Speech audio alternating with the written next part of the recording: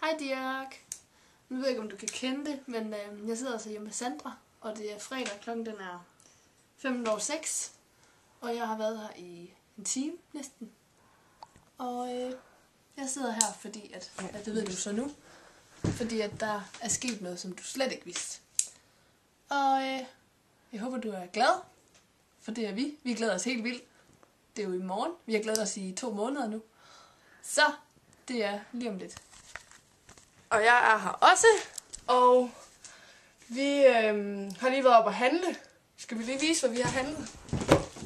Det er nemlig sådan, Dirk, at når nu at du skal have sådan en surprise party, der kommer så mange mennesker, så skal folk have noget at spise, når nu de bliver sultne, ikke? Altså, vi har handlet sodavand til os selv selvfølgelig, jo, ikke også? Og så står der også lige noget sodavand udenfor. Men så har vi købt en hel masse pølser, fordi vi skal lave pølsehorner med ketchup og det hele. Og så har vi købt masser af chips heroppe og saltstænger. Vi glæder os. Jamen Dirk, det er jo så lige nu, der tror du jo rent faktisk, at Ida, hun er til en eller anden fest et eller andet sted. Og du tror, at jeg er sammen med Sofie. Men der er vi ikke, vi er sammen, og vi skal til at spise pizza. Og så skal vi bage pølsehorn lige om lidt, når vi er færdige med at spise. Og vi skal se Vild med Dans. Og vi skal lave negle. Og så skal vi prøve, om vi kan sove, hvis vi kan. Vi glæder os helt vildt til i morgen. Og jeg har jo super dårlig samvittighed med, at vi faktisk slet ikke skulle være sammen overhovedet, når du blev 18. Og jeg er virkelig dårlig til at lyve. Det har du lige hørt. Nu kan du godt regne ud. Nu har jeg lige snakket i telefon med dig. Det gik rigtig dårligt, men jeg håber ikke, du fattede mistanke. Nu vil vi hygge os. Og spise vores mad. Hej hej. Hvad laver du i det? Jeg sidder lige og laver skilte, som du faktisk har set nu. Jeg har lavet et S. Og hvad har vi mere lavet? Du skal til at lave pølsehorn. Jeg er ved at varme mælken til pølsehorneren. Og jeg har lige sådan en lille opskrift der, og lidt mel og lidt... Ja. Det skal nok blive godt. Hej hej. Farvel, Dirk.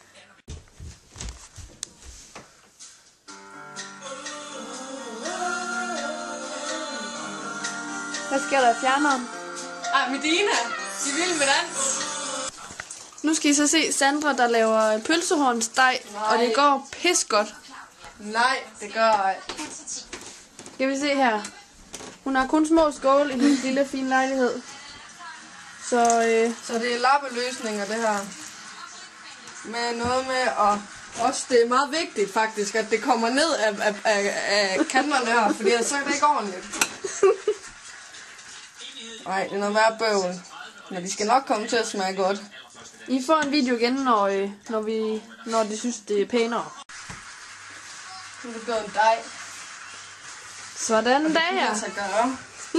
Og jeg vil have ondt i min håndled lige her, fordi at jeg bare har stået sådan her 10.000 trillioner gange nu. Men nu er det en dej. Så er Sandra simpelthen færdig med de flotteste pølsehorn, jeg længe har set. Og her er der også nogen. Og så skal vi lige se, hvordan hun ser ud. Hun er rigtig fin. Sådan ser man ud, når man har lavet pølsehorn. Og så bare lige sådan for at vise, hvordan mit køkken også ser ud. Der er simpelthen her og gulv og... Og bordet også, ja. Og så nu står den på rengøring. Bum bum. Og klokken er... Hvad er klokken? Den er 9:30. Den er 9:30, og vi mangler stadig at lave negle. Nå ja. Vi har stadig en lang aften. Her kan vi så se det flotte, vi har Ida har lavet.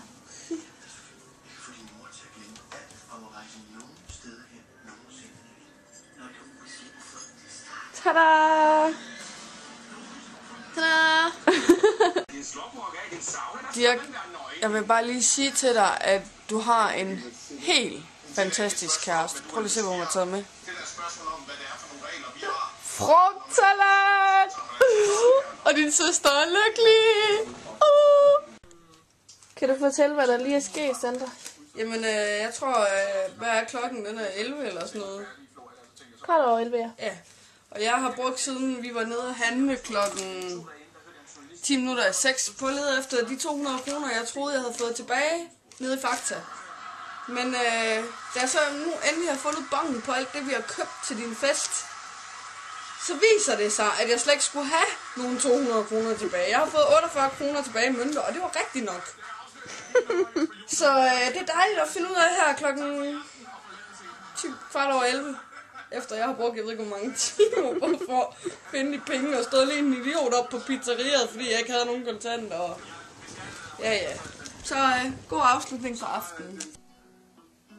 Hvad så? Jeg ved ikke, hvad jeg skal på.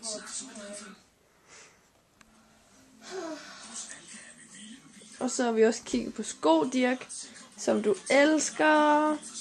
Yes! Hej, Dirk. Vi er virkelig trætte. Rigtig, rigtig trætte. Det har jeg også lige sagt til dig i telefonen. Du troede bare, det var mig og Lea og Laura fra klassen, men det er så mig. Og en anden, der var god til at synge, eller hvad det var for noget, hun fik fyret af. Det var pissegodt. Det var løgn. Og så god til at lyve lige pludselig, var. Ja. Men vi sidder så her hjemme og ser Voice. Kan du se? Og nu går vi altså i seng, så vi er klar til i morgen. Virkelig trætte. Men ja, skal vi ikke bare sige godnat? Jo. Godnat. Godnat, Dirk. Godmorgen, Ida. Godmorgen, Dirk og Sandra. Vi sidder lige og spiser morgenmad. Eller vi har spist morgenmad. Og så skal vi lave negle, fordi det orkede vi slet ikke i går. Og så har vi lavet en liste over ting, vi skal gøre, og ting, vi skal huske. Den synes jeg lige, vi skal se. Den er rigtig lang. Der er simpelthen en hel masse her, som vi skal huske, og ting, vi skal lave, og... Ja. Hej, hej. Hej. Hej, Dirk. Hej, skat. Så er vi klar til at skal afsted ud og holde din surprise party. Og vi glæder os rigtig meget. Helt vildt. Vi har sommerfuld i maven. Det har vi haft hele dagen. Og de sidste 2 måneder. Så vil vi bare sige, at vi laver den her fest for dig, fordi at Vi elsker dig. Rigtig meget. Ja. Det må du aldrig glemme. Nej. Det vil du gerne.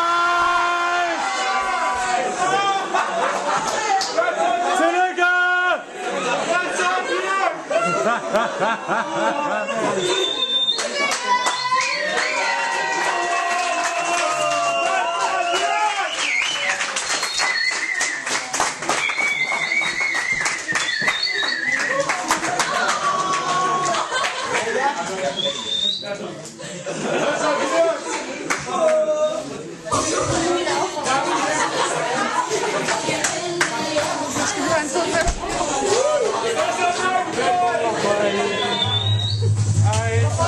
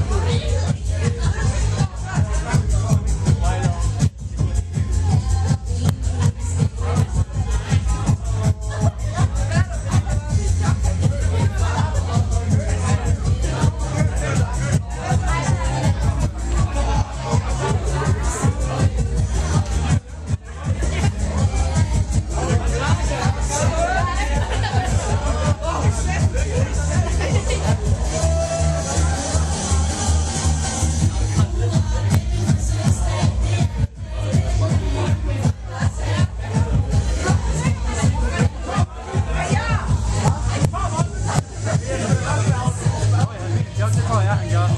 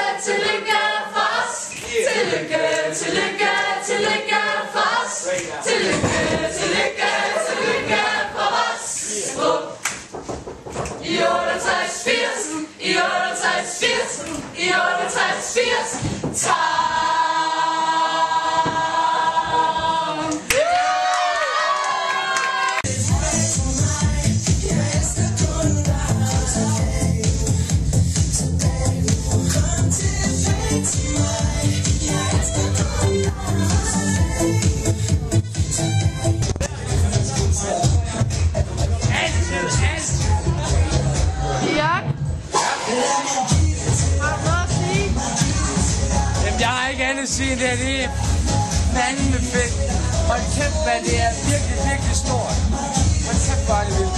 Altså, det er aldrig troet. Aldrig troet. Jamen altså. Og sidde og se Bostrup folk blande sig med mine gamle venner fra Galten. Altså, det er så vildt. Jamen, det er så vildt. Og jeg var vist.